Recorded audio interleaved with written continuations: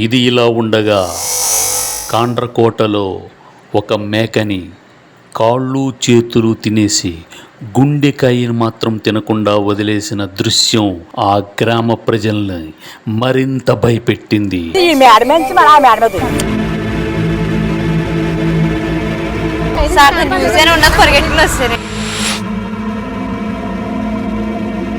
గత 20 రోజుల బట్టి నుంచి మా కానకోటలో చాలా అలజడి జరిగిందండి. చాలా జనం చాలా భయభ్రాంతులకు గురవుతున్నారు. ఎవరో ఇద్దరు మనుషులు తీసుకొచ్చి ఇక్కడ శుద్రపూజలు చేయించి నిధులు ఏమన్నా ఎదగడానికి జనాలు కూడా చాలా భయభ్రాంతులు చేస్తున్నారండి. దానికోసం ఒక మనిషి విడిగా కాలువ దగ్గరికి వెళ్ళినాకే చాలా భయపడుతున్నారు.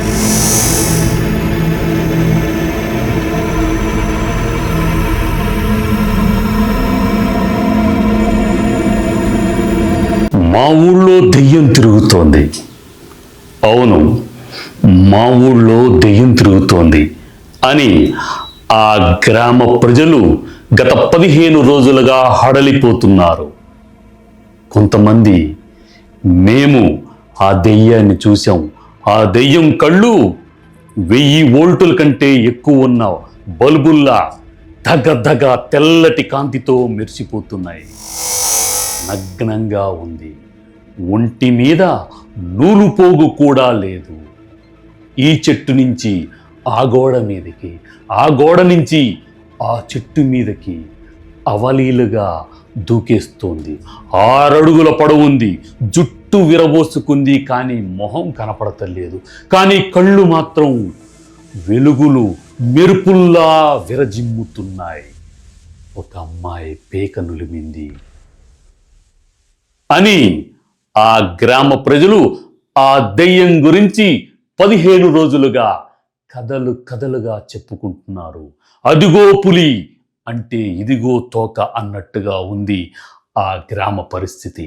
ఇంతకీ ఆ గ్రామం ఎక్కడుంది? ఏమిటా కథ? నిజంగా దెయ్యం ఉందా? ఈ దెయ్యం వెనకాల ఏదైనా కథ ఉందా? ఈ వీడియోలో మీరు తెలుసుకుంటారు. మీరు ఇప్పుడే మా కష్టజీవి వ్లాగ్స్ ఛానల్ని చూస్తున్నట్లయితే దయచేసి సబ్స్క్రైబ్ చేసుకోండి, లైక్ చేయండి, షేర్ చేయండి, కామెంట్ చేయండి. అదేవిధంగా మీకు తెలుసు కదా,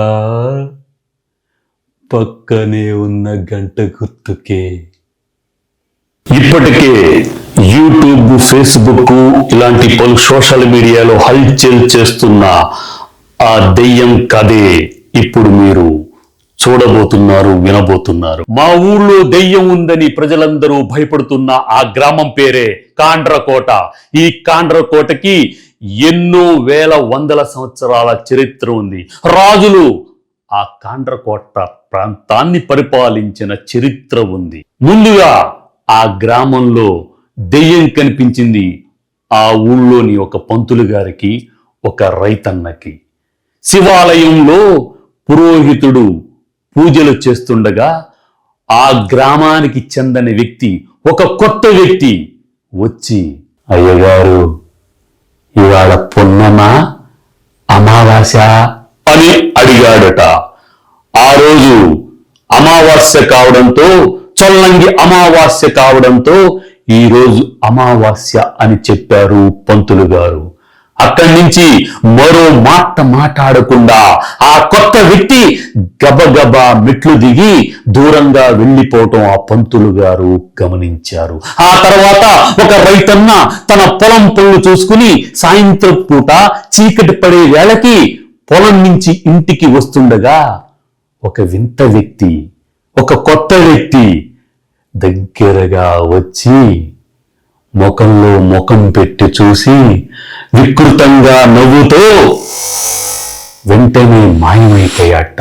అటు ఇటు చూసేసరికి ఆ కొత్త వ్యక్తి కనిపించలేదు ఆ రైతన్నకి.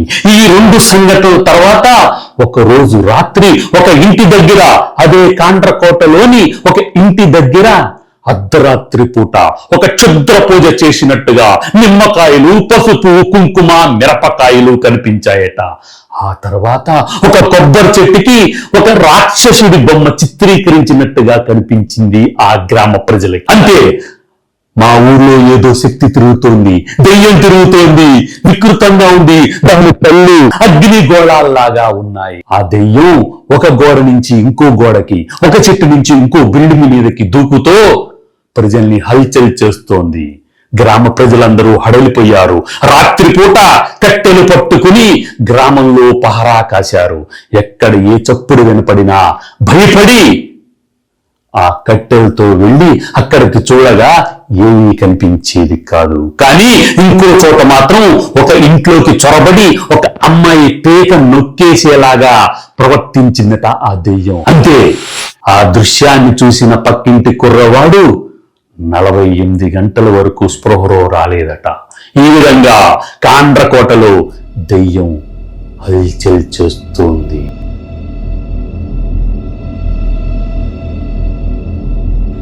ఇది ఇలా ఉండగా కాండ్రకోటలో ఒక మేకని కాళ్ళు చేతులు తినేసి గుండెకాయను మాత్రం తినకుండా వదిలేసిన దృశ్యం ఆ గ్రామ ప్రజల్ని మరింత భయపెట్టింది. ఇలా కాండ్రకోటలో దెయ్యం తిరుగుతోందన్న విషయం గురించి కొంతమంది స్వార్థపరులు గుప్త నిధుల కోసం ఇదంతా చేస్తున్నారనే విషయం మీద పోలీసు అధికారులు ఏమంటున్నారు మీరే వినండి. గుప్త నిధులు, శివాలయంలో గుప్త నిధులు ఉంటాయనేది మీరు చెప్పింది కరెక్టే. ఆ టైప్లో కూడా కొంతమంది అంటున్నారు. కానీ ఆ శివాలయాన్ని కూడా మేము కూడా విజిట్ చేయడం జరిగింది.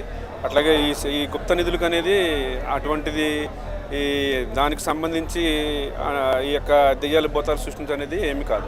మొన్న ఒక 4-5 డేస్ బ్యాక్ ఏదైతే ఒక మేకని ఏదైతే సగం తినేసి వెళ్ళిపోయిందో దాన్ని కూడా ఈ విధంగా దెయ్యాలు తినేసేందుకు కాడికి పెట్టారు. కాకపోతే అది ఈ కుక్కలు కానీ లేదంటే నక్కలు కానీ తినేసి ఈ విధంగా సృష్టించారు తప్పితే ఎటువంటివి కూడా ఈ దెయ్యాలు భూతాలు అనేవి లేవు. అట్లాగే ఎవరో కావాలని చేసినది కూడా ఇది కాదు. కొబ్బరి చెట్టు మీద దెయ్యం బొమ్మలు పెట్టడం ఇవన్నీ కూడా సెల్ ఫోన్ గురించి పూర్తిగా బాగా లోతుగా నాలెడ్జ్ ఉన్న వాళ్ళు ఎవరైనా క్రియేట్ చేయగలరు. అది ఫాల్స్ వీడియోస్ అన్నీ కూడా. అయితే ఎవరైతే ముగ్గులు వేసి ఇటువంటివన్నీ కూడా పెట్టారన్నదో మేమంతా కూడా మా యొక్క డిపార్ట్మెంట్ తరపున మేము వెరిఫై చేస్తున్నాం.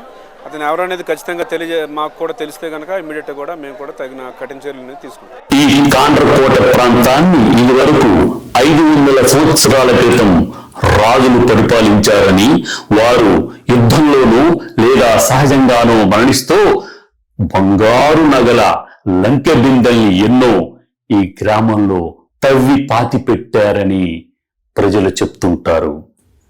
నిజానికి ఈ దెయ్యం నాటకం ఎవరైనా ఈ లంకె బిందెల కోసం వాడిస్తున్నారా అన్న అనుమానాలు, సందేహాలు కూడా ఆ గ్రామ ప్రజల్లో లేకపోలేదు.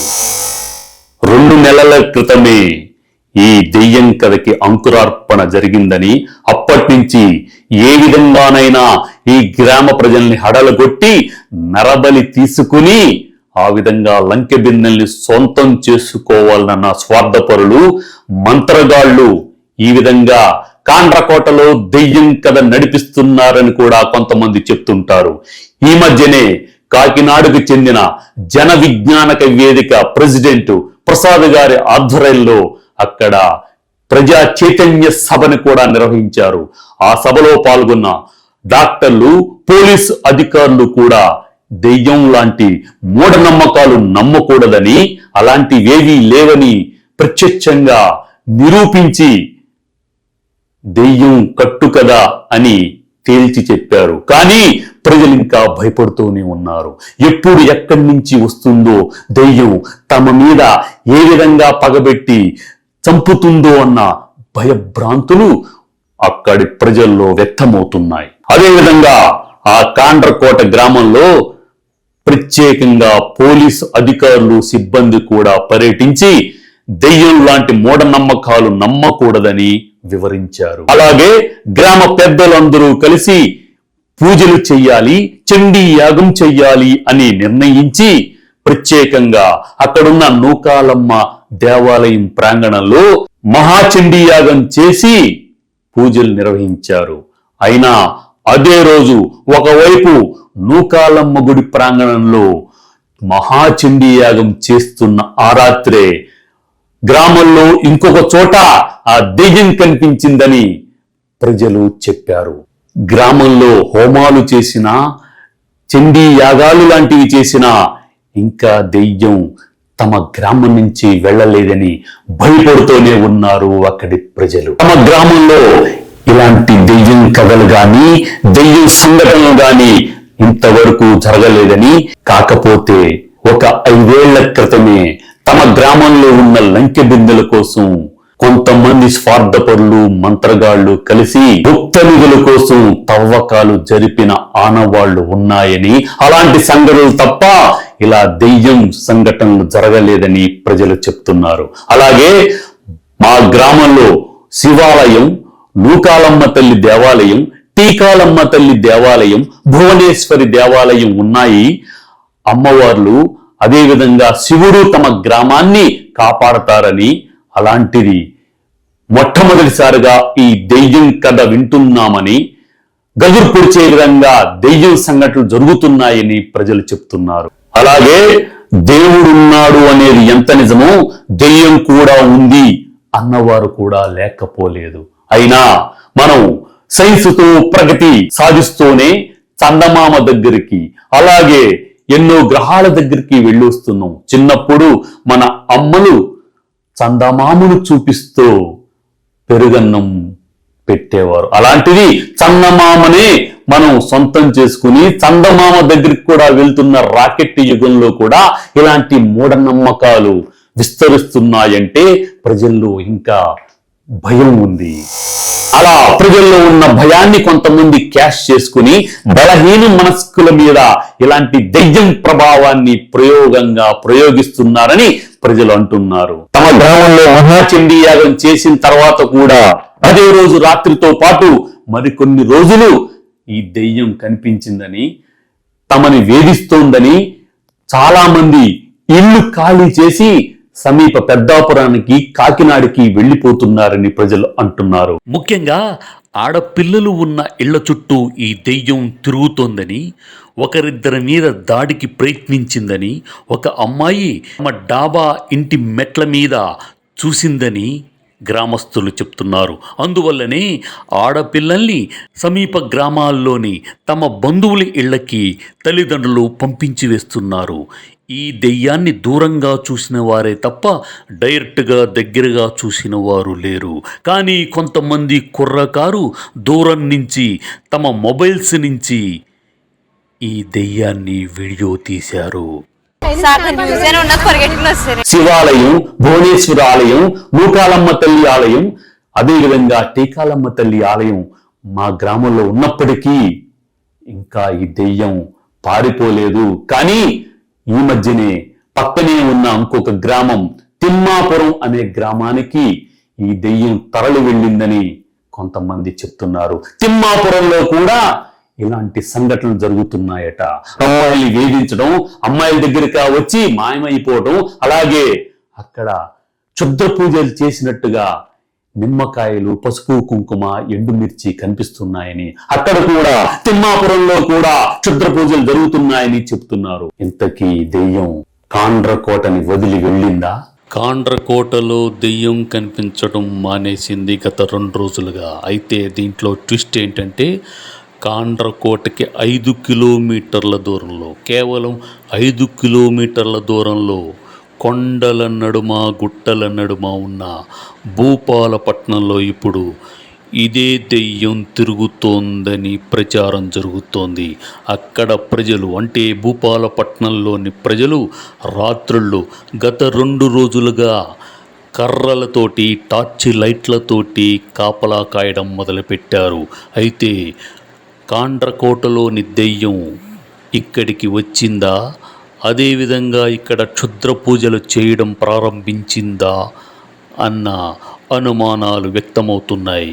కాండ్రకోటలో ఏ విధంగానైతే ఇంటి ముందు క్షుద్ర ముగ్గులు, క్షుద్ర పూజలు జరిగినట్టుగా ఆనవాళ్లు కనిపించాయో, ఇప్పుడు ఒకరోజు రాత్రి, అంటే 2 రోజుల క్రితం రాత్రి అదేవిధంగా క్షుద్ర పూజలు జరిగినట్టుగా భూపాలపట్నం ప్రజలు చెప్తున్నారు.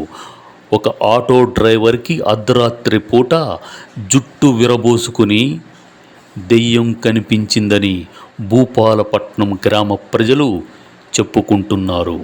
అప్పటి నుంచి గ్రామ ప్రజలు చాలా భయపడుతున్నారు. కాండ్రకోటలో ఆగిపోయిన దెయ్యం అలజడి ఇప్పుడు భూపాలపట్నానికి షిఫ్ట్ అయింది. ఏది ఏమైనా చుట్టుపక్కల గ్రామాల ప్రజలు అప్రమత్తంగా ఉండాల్సిందే.